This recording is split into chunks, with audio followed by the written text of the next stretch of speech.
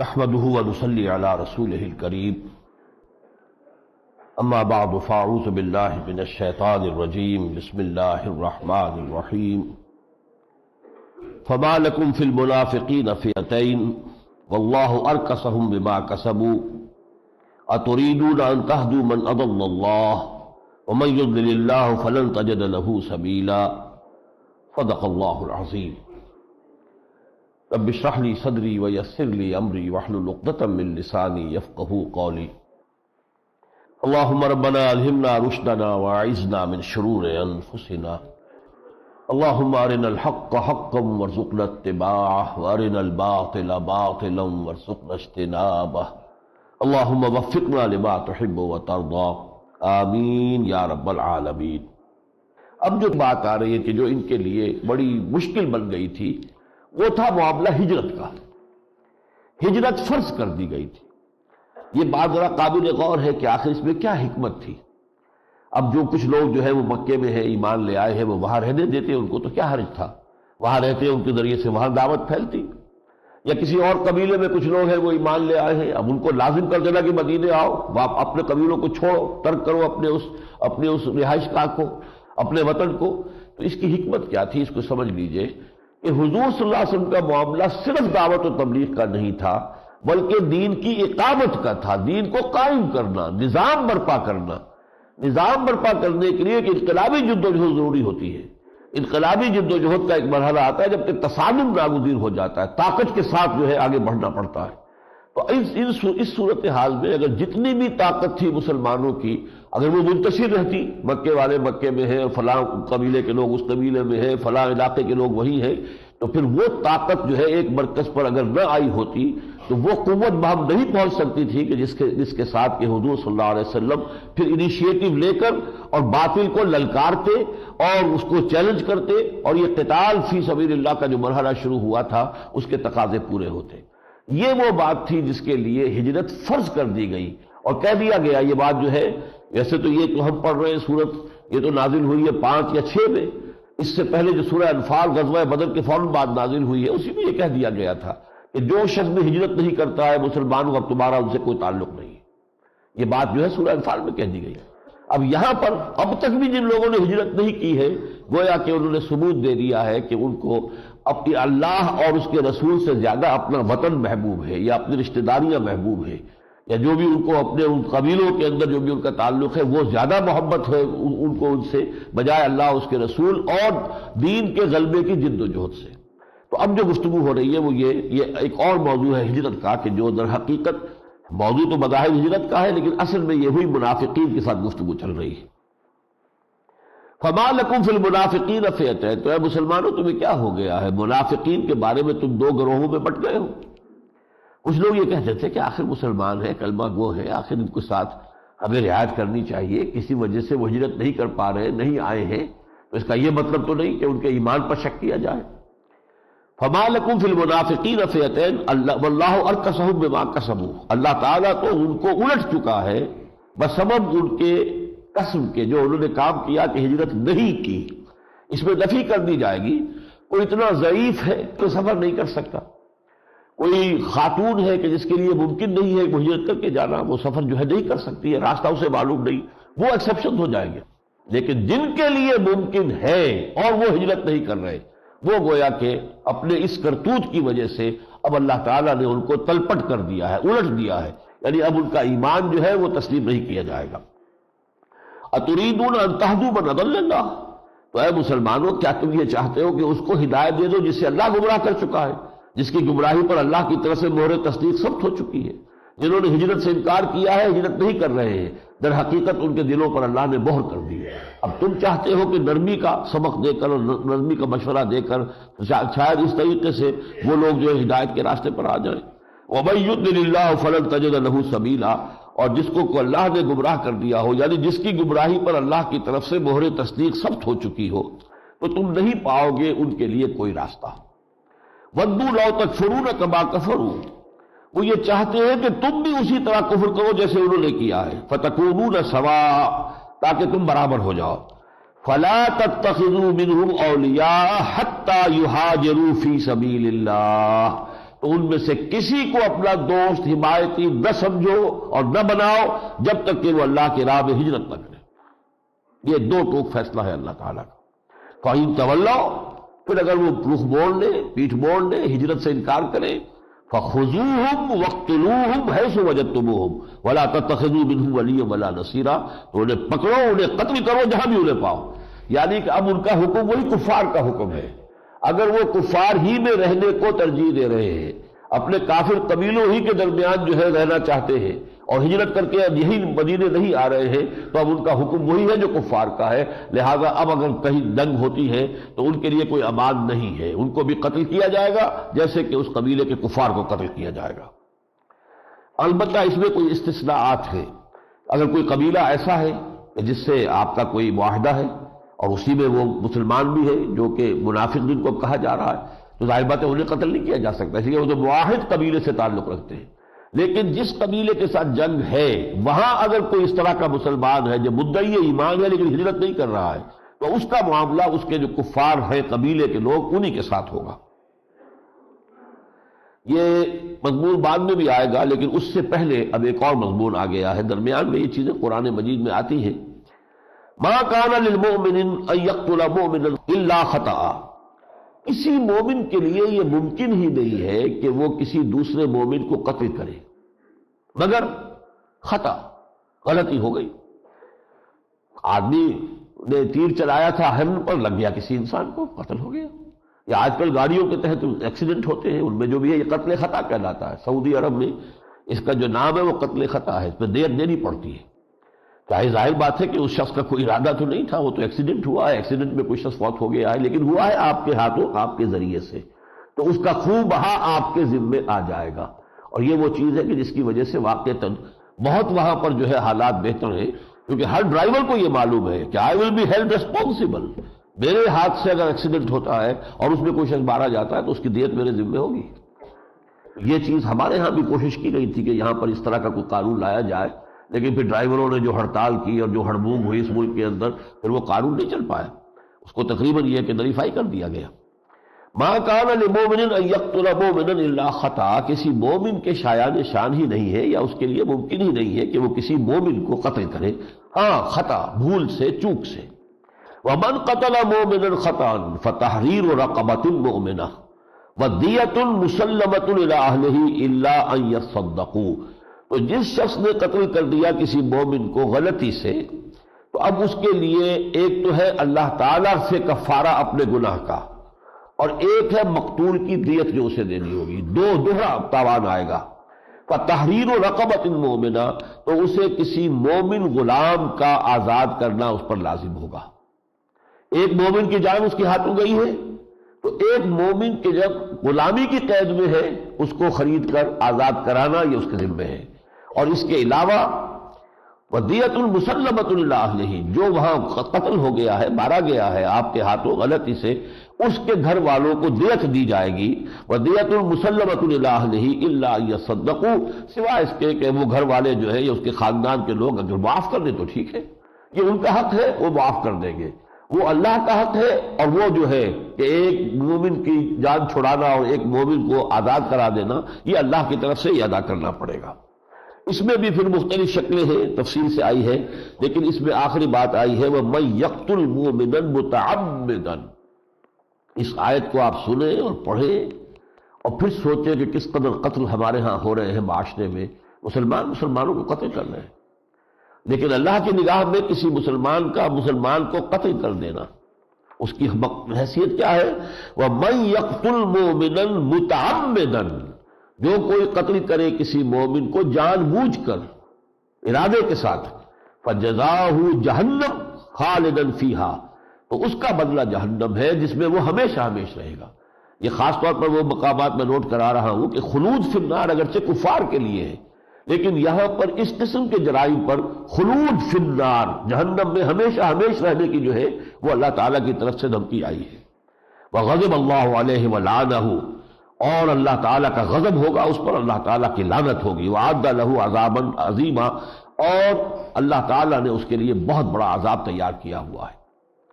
اس کے بعد پھر پلٹ کر، اگرچہ وہ قتال فی سبیل اللہ کا مضمون تو پہلے آ چکا ہے، لیکن یہ جیسا کہ آیا تھا ہر دل مومنین، اہل ایمان کی تشویق اور ترغیب اور پرسویشن کا جو بھی انداز ہے نبی آپ اختیار کر سکتے ہو کہ وہ اللہ کی راہ میں جنگ کے لیے نکلے، وہ اختیار کیجئے، تاہم آپ پر ذمہ داری آپ ہی کی ہے۔ اس ضمن میں یہ آیتیں آئی ہیں لا يستوی القاعدون من المؤمنین غیر اولی الضرر والمجاہدون فی سبیل اللہ باموالہم وانفسہم، برابر نہیں ہے اہل ایمان میں سے وہ لوگ جو بیٹھ رہتے ہیں، یعنی وہ جنگ کے لیے نہیں نکلتے، غیر اولی الضرر ہے، حالانکہ انہیں کوئی تکلیف نہیں ہے، کوئی عذر نہیں ہے، کوئی شخص بیمار ہے، کسی کو کوئی اور عذر لائے تو بات اور ہے، لیکن یہ کہ صحت مند ہے، چاق و چوبند ہے، پھر بھی نہیں جا رہا، تو اب اس کا درجہ کم ہو جائے گا۔ وہ دوسرے وہ لوگ ہیں والمجاہدون فی سبیل اللہ باموالہم وانفسہم، اور دوسرے وہ لوگ کہ جو جہاد کرتے ہیں، قتال کے لیے نکلتے ہیں اللہ کی راہ میں اپنی جانوں اور مالوں سمیت۔ فضل اللہ المجاہدین باموالہم وانفسہم علی القاعدین درجہ، اللہ تعالیٰ نے ان مجاہدین کا ایک بہت اونچا درجہ معین کر دیا ہے ان کے مقابلے میں کہ جو بیٹھے ہوئے ہیں، جو اللہ کی راہ میں جنگ کے لیے نہیں نکل رہے ہیں۔ وَكُلًّا وَعَدَ اللَّهُ الْحُسْنَىٰ، ویسے اللہ کا وعدہ سب کے ساتھ اچھا ہے۔ یہ اصل میں وہ وقت ہے جیسا کہ میں نے عرض کیا تھا کہ ابھی نفیر عام نہیں ہے، ابھی پرسویشن کا معاملہ ہے، لیکن حضور کی حیات طیبہ کے آخری دور میں آ کر نفیر عام بھی ہو گئی تھی غزوہ تبوک کے موقع پر کہ ہر مسلمان کو نکلنا ہے، الا یہ کہ وہ رخصت لے، آ کے اپنا عذر بتائے کیا مجبوری ہے، یہ بتا کر جو ہے رخصت لے لے۔ تو اس ورنہ جو لوگ نہیں گئے تھے، جب حضور واپس تشریف لائے ہیں تبوک سے تو آپ نے ایک ایک کو بلا کر ایکسپلینیشن کال کی ہے، بعضوں کو سزا بھی دی ہے۔ فضل اللہ المجاہدین باموالہم وانفسہم علی القاعدین درجہ وکلا وعد اللہ الحسنی وفضل اللہ المجاہدین علی القاعدین اجرا عظیما، اور اللہ تعالیٰ نے بہت تفضیل اور بہت فوقیت دی ہے مجاہدین کو، جو اللہ تعالیٰ کی طرف سے اجر عظیم ملنے والا ہے اس کے اعتبار سے قاعدین بیٹھ رہنے والوں کے مقابلے میں، درجات منہ ومغفرۃ ورحمہ، اور یہ اللہ تعالیٰ کی طرف سے درجات ہوگے اور مغفرت ہوگی اور رحمت ہوگی۔ اب ہجرت کا مضمون پھر آ رہا ہے، جو لوگ ہجرت جنہوں نے نہیں کی، مدعی ہیں ایمان کے، فرمایا ان الذین توفاہم الملائکۃ ظالمی انفسہم،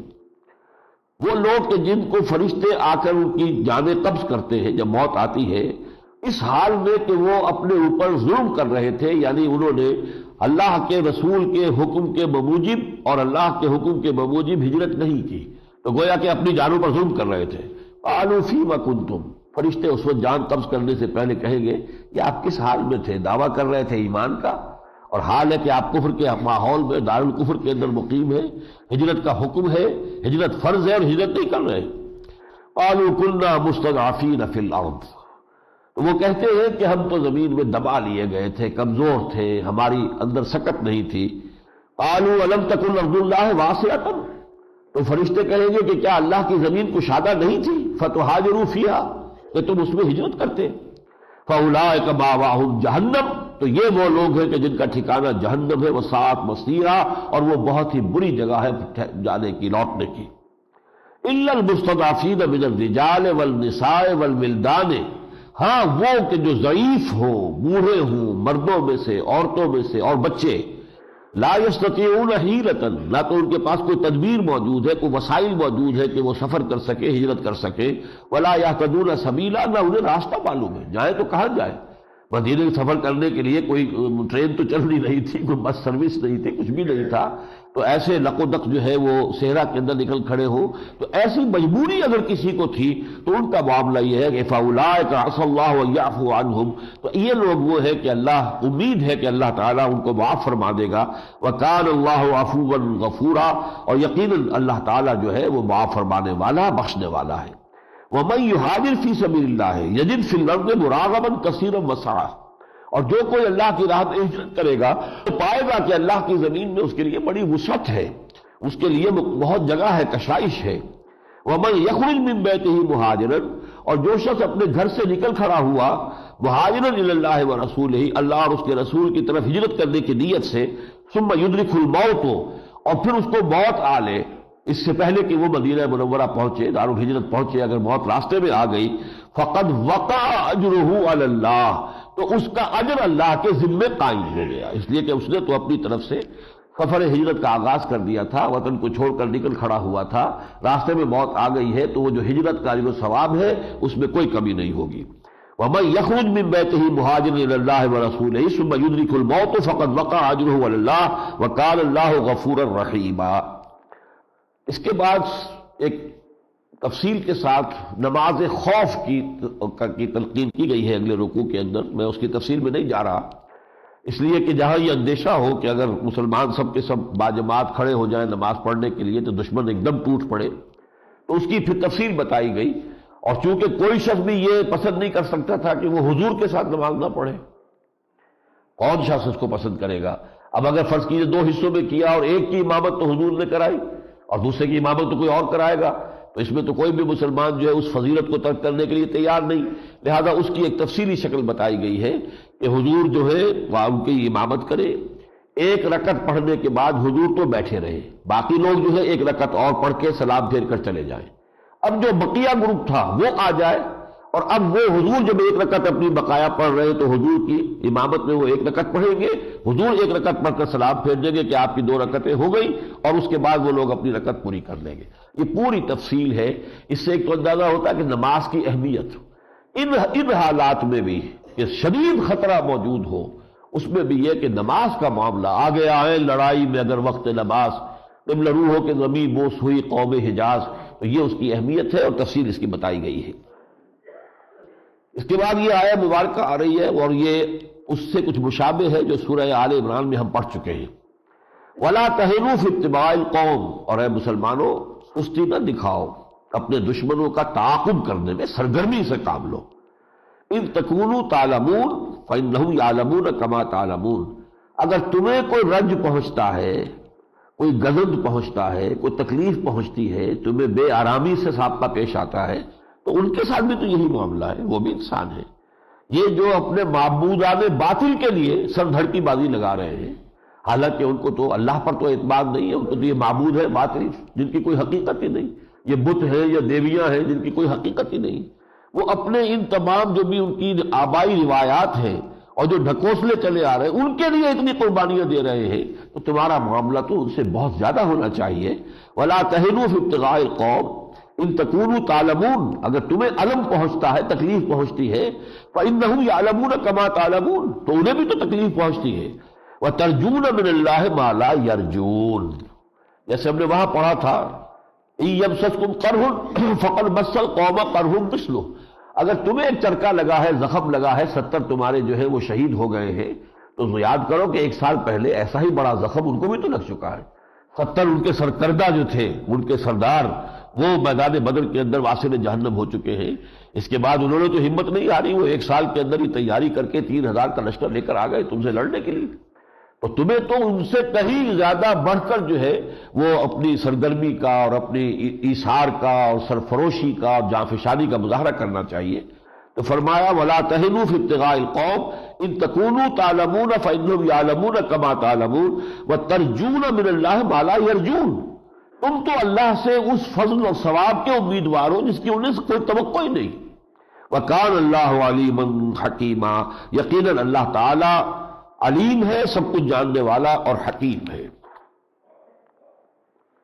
اس کے بعد وہ آیت میں آپ کو سنا رہا ہوں کہ جو قرآن حکیم میں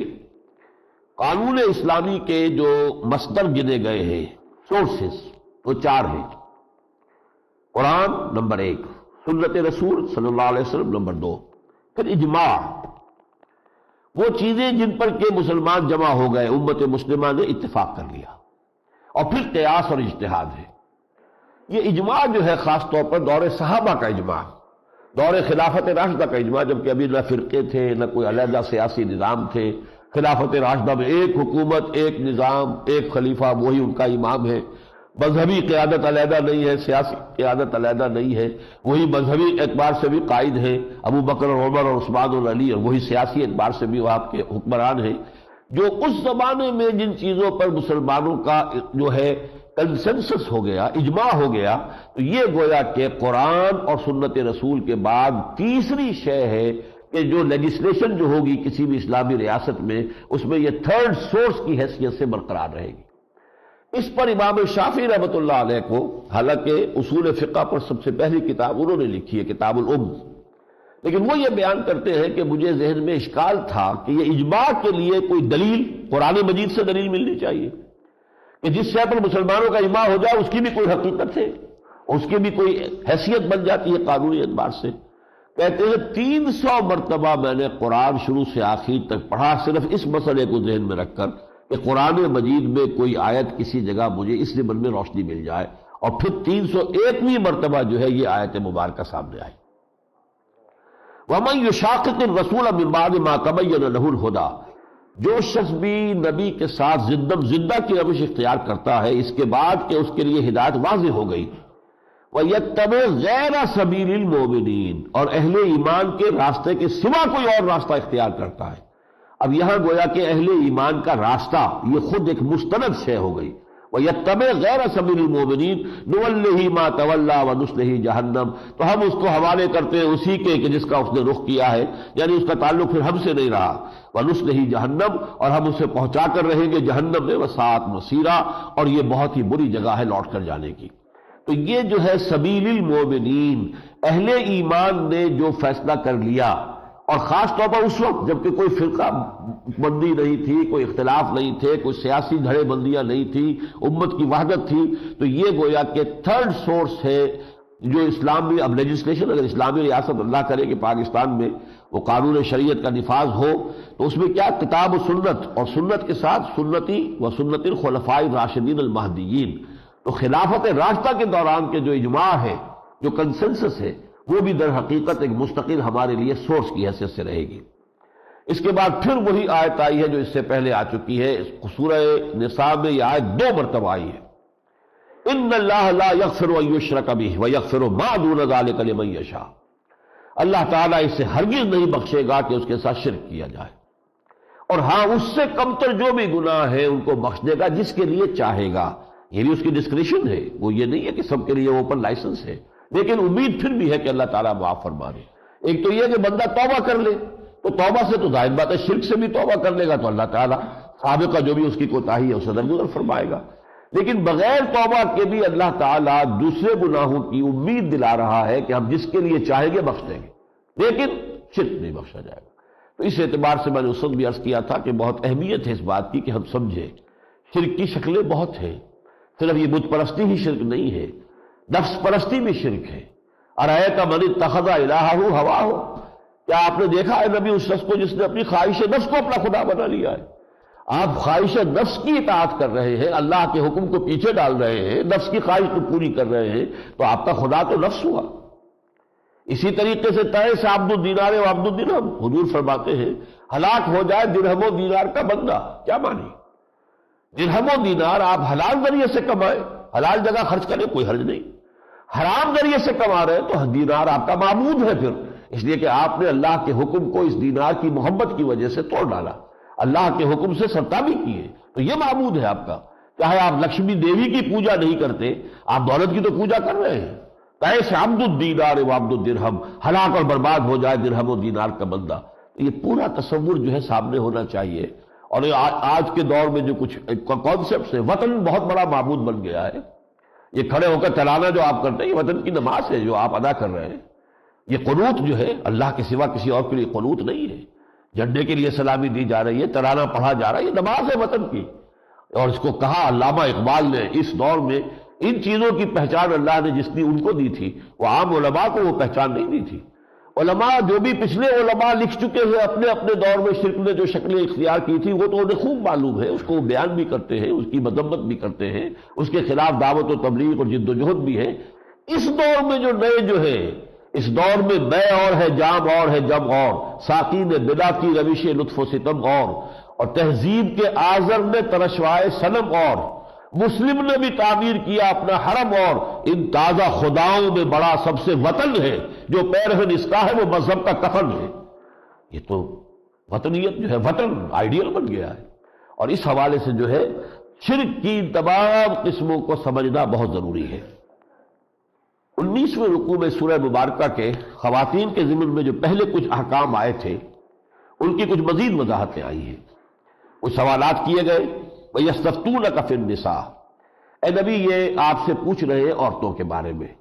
جیسا کہ آپ کے علم میں ہے کہ یہ سب سے اہم مسئلہ ہے تمدن انسانی کا، مرد اور عورت کے درمیان رشتہ، اور اس میں عدل توازن کس طرح ہو۔ تین چیزیں ہیں کہ جو انسانی تمدن کے تقریباً لا ينحل مسائل ہیں، ان کو سوائے اللہ کے کوئی حل نہیں کر سکتا، انسانی عقل اس سے عاجز ہے۔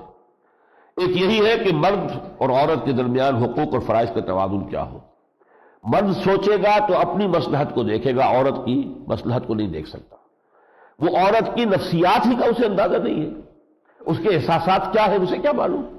عورت سوچے گی وہ اپنے اعتبار سے سوچے گی، اسے مرد کے اعتبار سے سوچنا ممکن نہیں ہے۔ ہاں جو دونوں کا خالق ہے وہ دونوں کو جانتا ہے کہ میں نے اس میں کیا رکھا ہے، اس میں کیا رکھا ہے، اس کے حوالے سے وہ جو نظام دیا ہے اس نے وہ، اور یہ ہے سب سے بنیادی مسئلہ۔ جب سے انسان ہے تب سے یہ عورت مرد کا مسئلہ تو چلا آ رہا۔ دوسرا مسئلہ یہ ہے جب ایک ریاست بن گئی، نظام بن گیا، تو یہ جو نظام ہے اور جو افراد ہیں ان کے درمیان کیا توازن ہے، اجتماعیت کو کتنا اختیار حاصل ہے، افراد کو کتنی آزادی حاصل ہے۔ اب یہ چیز ایک مسئلہ بھی ہے، بہت بڑا مسئلہ ہے، پولیٹیکل سائنس کا مسئلہ ہے۔ افراد مادر پدر آزاد ہو جائیں تو نظام درہم برہم ہوتا ہے،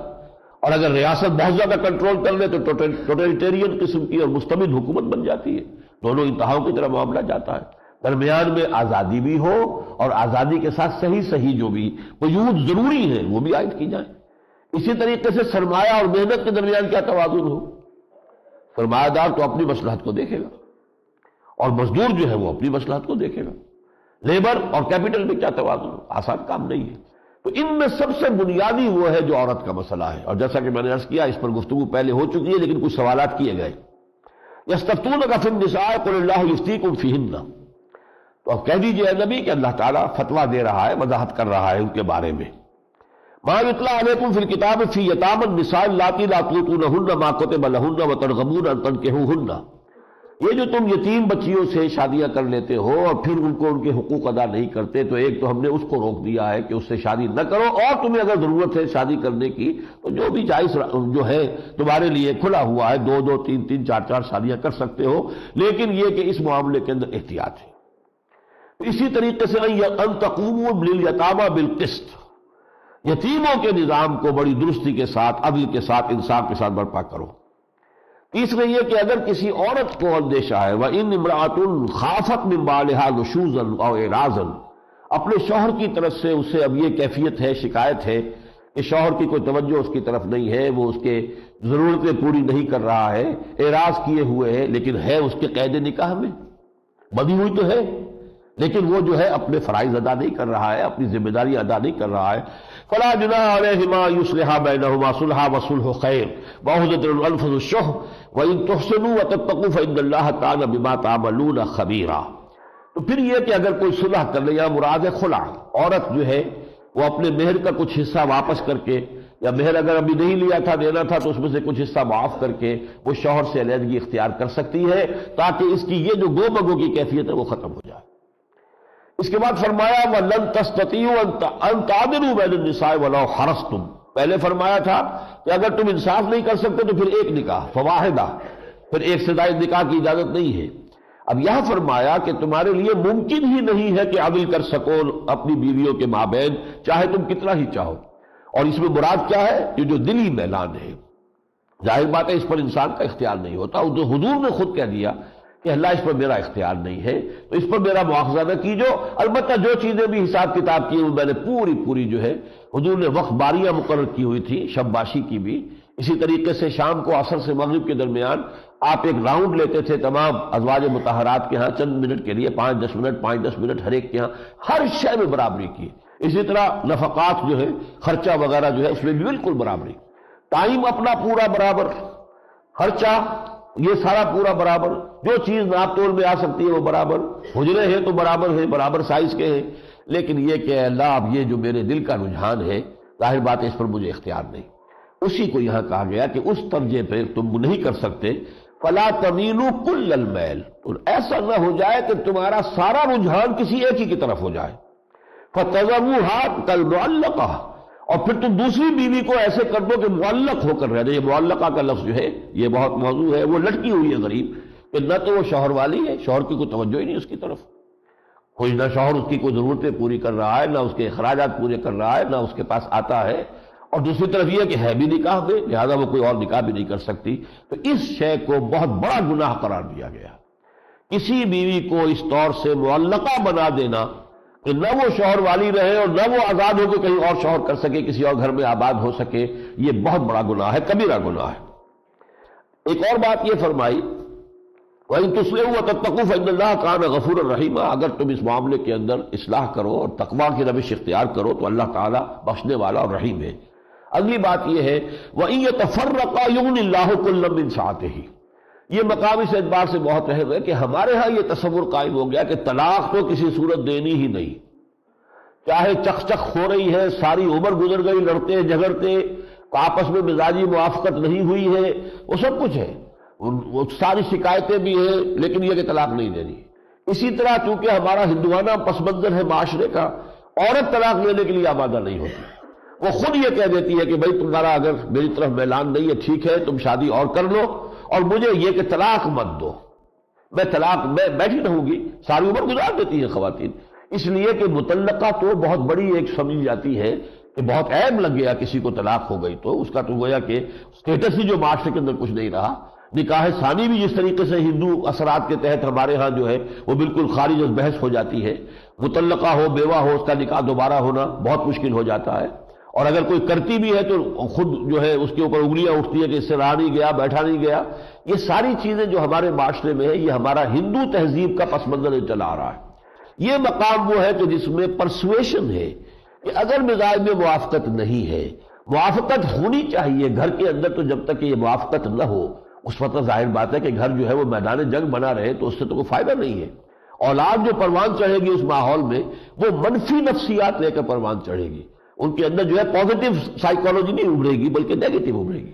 اس کے لیے بہتر ہے ان یتفرقا یغنی اللہ کلا من سعتہ، اور اگر وہ علیحدہ ہو جائیں، سیپریٹ ہو جائیں، تو اللہ تعالیٰ اپنی وسعت سے دونوں کے لیے کوئی بہتر بندوبست کر دے گا، غنی کر دے گا۔ ہو سکتا ہے اس عورت کو بھی کوئی ایسا شوہر اللہ تعالیٰ عطا فرما دے کہ جس کے ساتھ اس کے مزاج کی ہم آہنگی ہو جائے، وہ وہاں پر اپنی بقیہ زندگی جو ہے اطمینان کے ساتھ بسر کر سکے، اور اس مرد کو بھی اللہ تعالیٰ کوئی ایسی بیوی عطا کر دے کہ جس کے ساتھ اس کے مزاج کی ہم آہنگی ہو۔ تو گویا کہ یہاں ایک طرح کی پرسویشن ہے کہ بجائے اس کے کہ وہ کھٹپٹ ہی چل رہی ہے ساری عمر، اس میں بہتر یہ ہے کہ اس میں علیحدگی اختیار کر لی جائے۔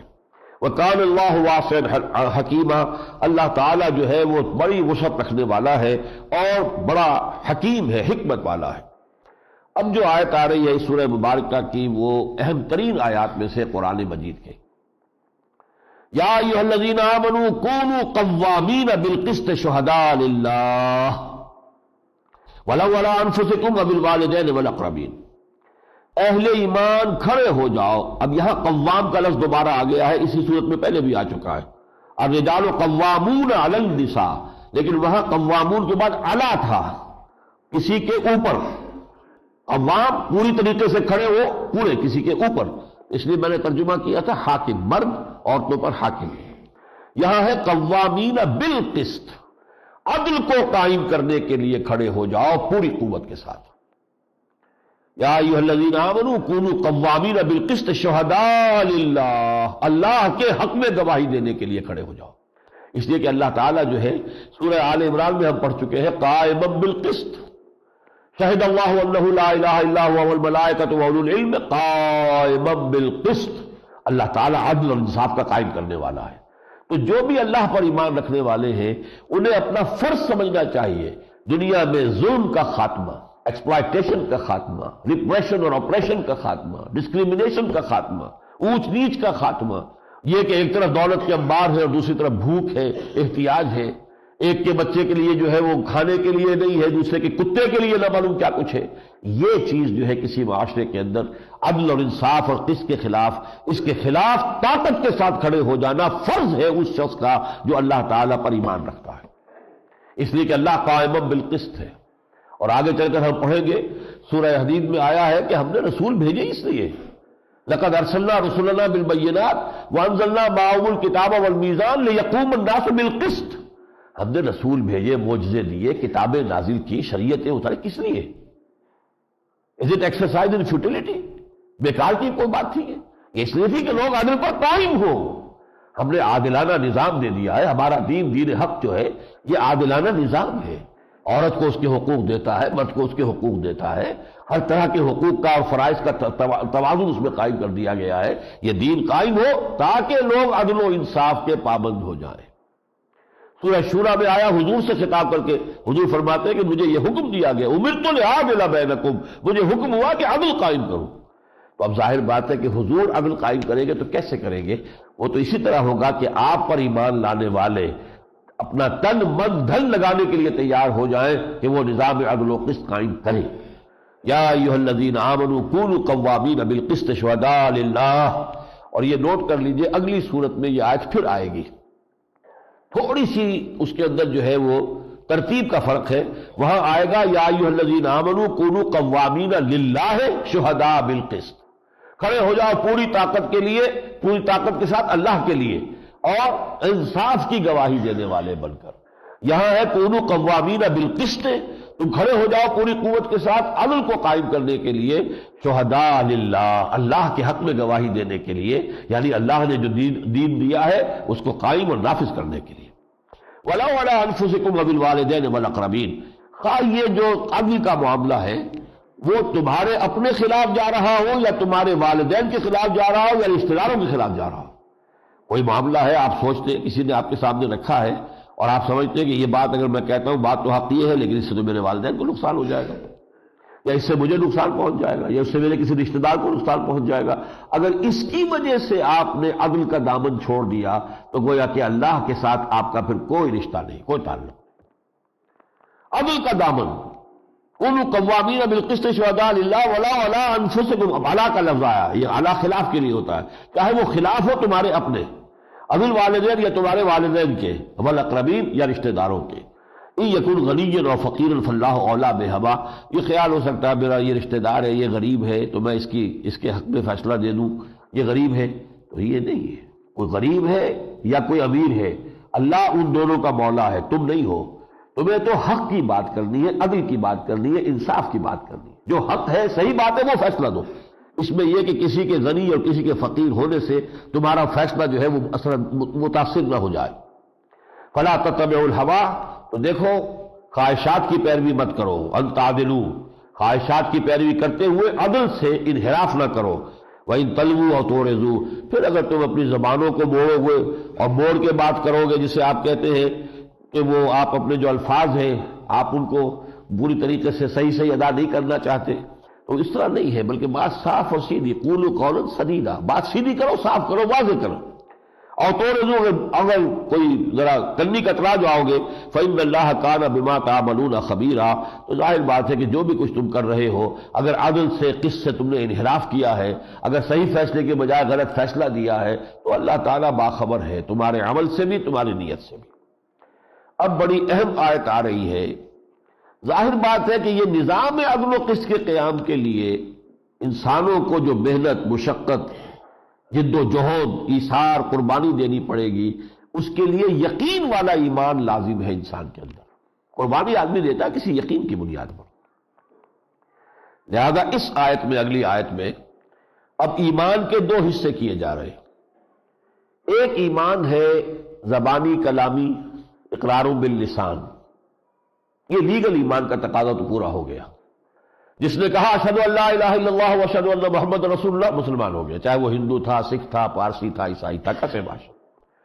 تو لیگل تقاضا تو صرف شہادت علی الناس، شہادت ہے، شہادت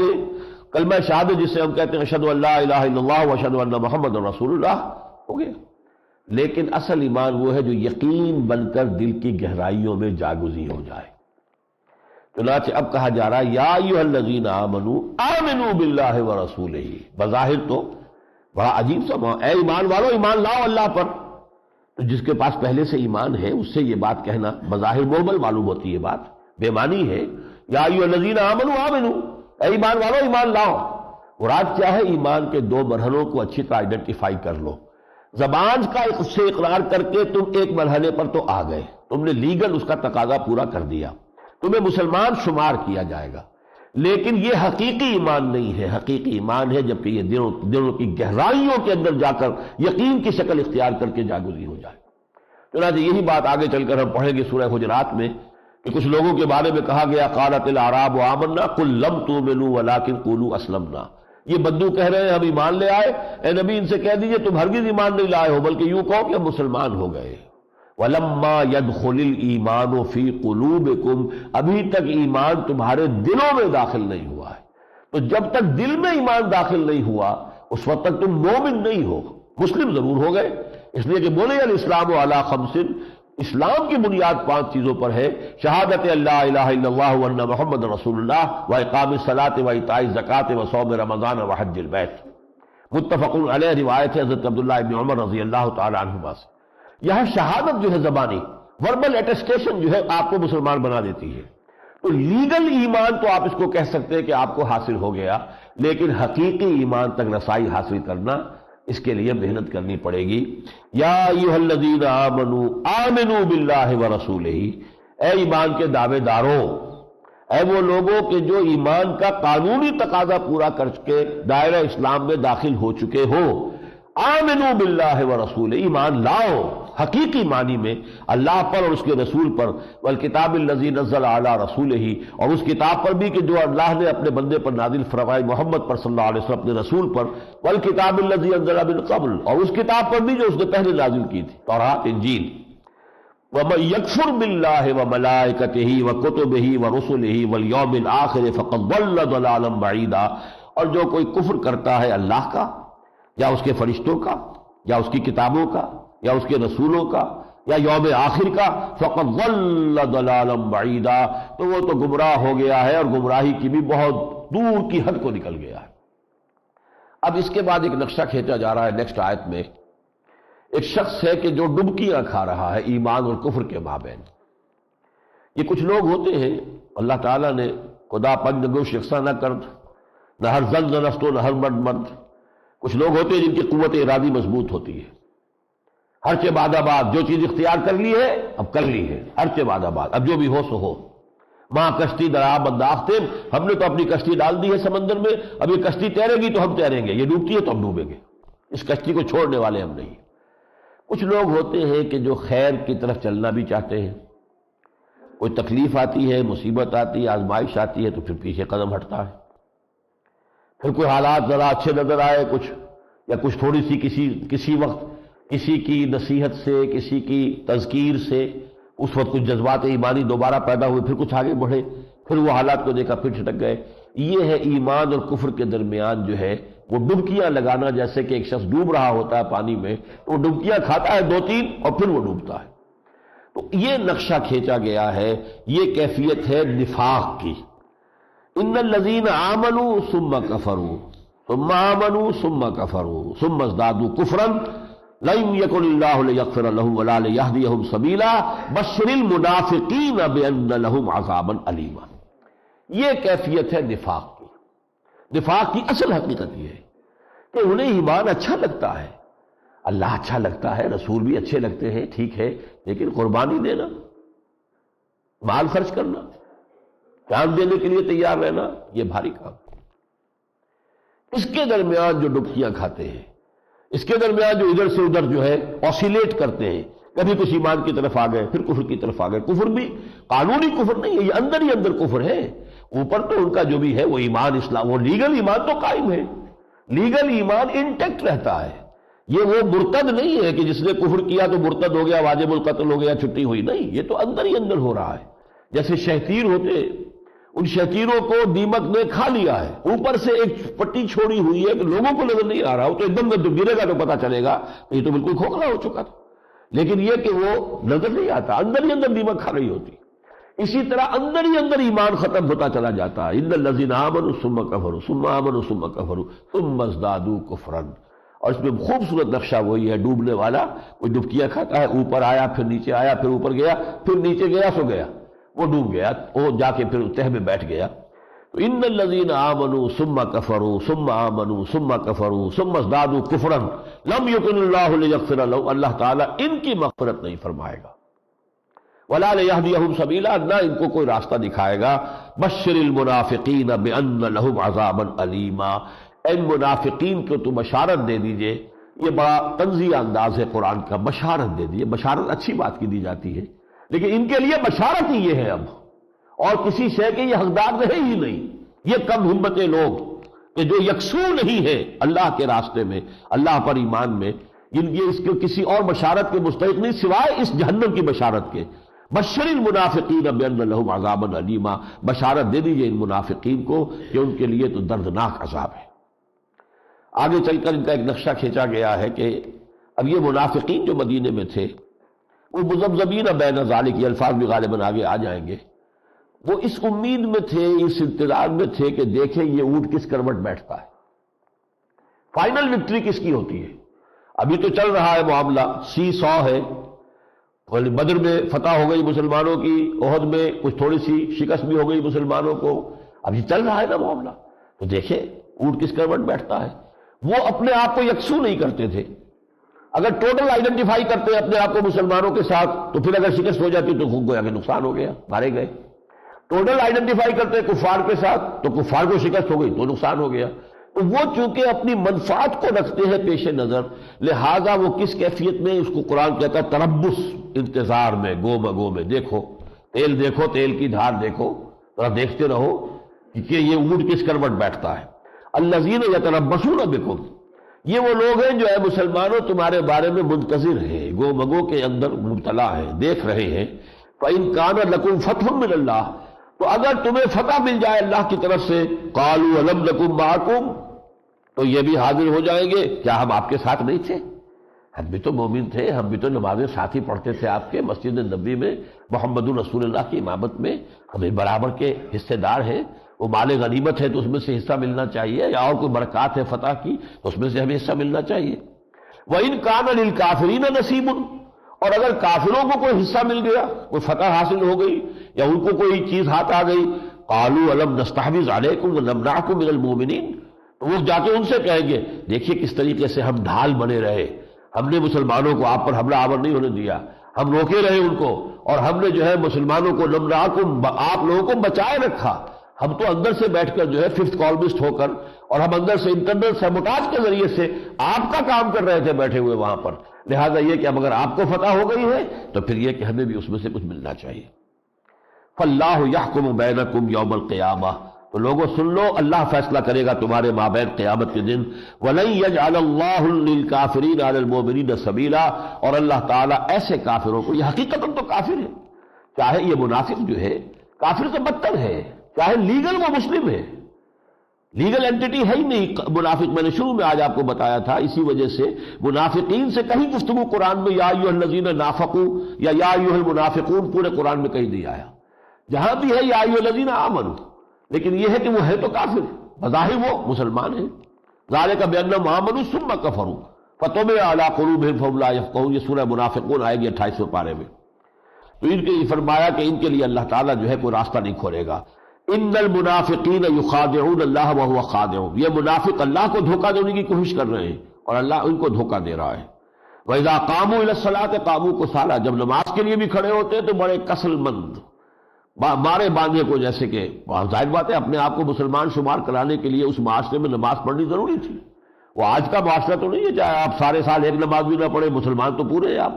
آپ کی اس مسلمانیت میں تو کوئی کمی نہیں ہوتی۔ تو وہاں تو یہ تھا کہ جو شخص مسجد میں نہیں آ رہا، نماز نہیں پڑھ رہا، وہ اس مسلمان ہی نہیں ہے۔ تو آتے تو تھے مارے باندھے کو، لیکن صاف نظر آ جاتا تھا کہ انشراح ان کو نہیں ہے، ذوق و شوق نہیں ہے، شوق عبادت نہیں ہے، بلکہ یہ ہے کہ یہ ایک قانونی تقاضا پورا کر رہے ہیں۔ وَإِذَا قَامُوا إِلَى الصَّلَاةِ قَامُوا كُسَالَىٰ يُرَاءُونَ النَّاسَ، وہ تو اصل میں لوگوں کو دکھاوے کے لیے نمازیں پڑھتے ہیں۔ وَلَا يَذْكُرُونَ اللَّهَ إِلَّا قَلِيلًا، اللہ کا ذکر، اللہ کی یاد نہیں کرتے مگر کہیں اتفاقاً کہیں کوئی شے میسر آ جائے۔ مذبذبین بین ذالک،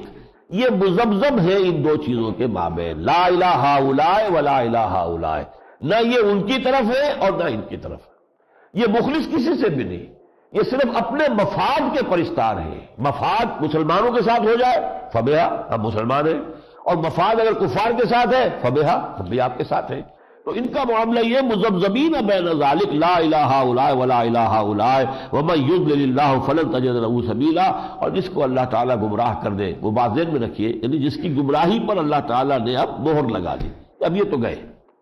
یہ ڈبکیاں کھا کر یہ تو گیا، تو وہ جو ہے اب اس کے لیے کوئی راستہ نہیں ہے۔ اس کے بعد فرمایا، اور یہ قرآن مجید میں جو سخت ترین آیات آئی ہے نفاق کے بارے میں، ان میں سے ایک ہے، ان المنافقین فی الدرک الاسفل من النار، یقیناً یہ منافق آگ کے سب سے نچلے طبقے میں ہوں گے، ولن تجد لهم نصیرا، اور تم ان کے لیے کوئی مددگار نہیں پاؤ گے، واتقوا یوما لا تجزی نفس عن نفس شیئا ولا يقبل منها شفاعۃ ولا یؤخذ منها عدل ولا هم ينصرون الا الذین تابوا۔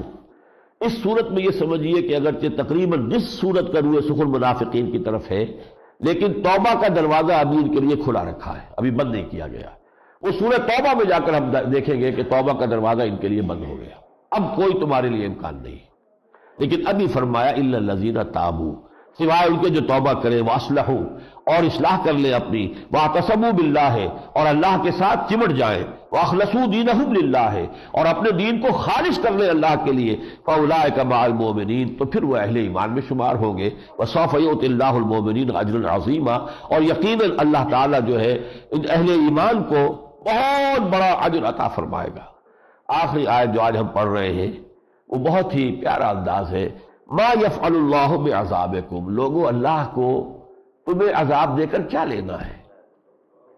ما یفعل اللہ بعذابکم، یعنی اللہ معاذ اللہ کوئی سیڈسٹ ہستی تو نہیں ہے کہ کسی تکلیف دے کر اسے کوئی لذت حاصل ہو، معاذ اللہ ثم معاذ اللہ، ما یفعل اللہ بعذابکم ان شکرتم وآمنتم، اگر تم شکر کی روش اختیار کرو، اگر تم ایمان کا راستہ اختیار کرو تو اللہ کو کیا لینا ہے تمہیں عذاب دے کر، وَكَانَ اللَّهُ شَاكِرًا عَلِيمًا، اور اللہ تعالیٰ تو بہت ہی قدر افزائی فرمانے والا، قدردانی کرنے والا ہے۔ جو بھی اللہ کے لیے کوئی محنت کرے گا، جو اللہ کے لیے مال خرچ کرے گا، جو اللہ کے لیے اپنی زندگی کے اوقات لگائے گا، اللہ تعالیٰ بہت قدردان ہے، بہت قدر افزائی فرمانے والا ہے۔ شاکرن، اب ایک شکر بندہ کرتا ہے اللہ کا احسان مندی کے ساتھ، اور اللہ کا شکر کیا ہے، وہ قدر فرماتا ہے اپنے بندوں کی، جیسا کہ میں نے آج آپ کو حدیث شروع میں سنائی تھی، اللہ تعالیٰ ہمارا ذکر کر رہا ہے اس وقت اپنے ملائکہ مقربین کی محفل میں، کہ دیکھو میرے بندے اس موسم میں کہاں کہاں سے چل کر آئے ہیں، کس لیے آئے ہیں، کوئی سیاسی نعرے بازی نہیں ہے، کوئی فرقے وارانہ جھگڑا یہاں نہیں ہے، کوئی کسی کی تکفیر کا فتویٰ نہیں ہے، کچھ نہیں ہے، صرف قرآن پڑھنے اور سمجھنے کے لیے۔ تو یہ اللہ تعالیٰ ذکر اللہ فی من عنہ، ایک اللہ کی محفل ہے جس کے بارے میں وہ امیر خسرو نے کہا ہے، بڑا پیارا انداز ہے، خدا خود میر محفل بود اندر لا مکان خسرو، محمد شب محفل بود شب جائے کہ من بودم۔ اب رات کو کیا کیفیت ہوئی ہوگی امیر خسرو کی، کیا انہیں روحانی تجربہ ہوا، رات جہاں میں تھا وہ ایک محفل تھی لا مکان کی، مکان میں نہیں ہے، وہ سپیس میں نہیں ہے، وہ ماورائے سپیس ہے، لا مکان، اس کی اس محفل کا میر جو ہے، صدر جو ہے وہ اللہ ہے، اور اس کی محفل کی شمع محمد ہے صلی اللہ علیہ وسلم۔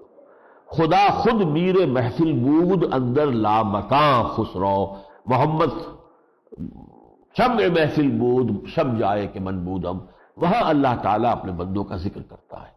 کہ میرے بندے، اور خاص طور پر جو اس کے لیے اپنا تن من دھن لگا دے، تو اللہ تعالیٰ فرشتوں سے کہتا ہے کہ دیکھو یہی ہے نا، وہ تم کہتے تھے کہ یہ فساد مچائیں گے اور یہ خونریزی کریں گے، اور شیطان جو ہے کہتا تھا کہ تو ان میں سے اکثر کو شکر گزار نہیں پائے گا، دیکھو میرے بندے ہیں، شکر گزار بھی ہیں، میری ہدایت جو ہے اس کی پیروی کر رہے ہیں۔ اللہم ربنا اجعلنا منہم، اللہم ربنا اجعلنا منہم، آمین یا رب العالمین۔ بارک اللہ لی ولکم فی القرآن العظیم ونفعنی وإیاکم بالآیات والذکر الحکیم۔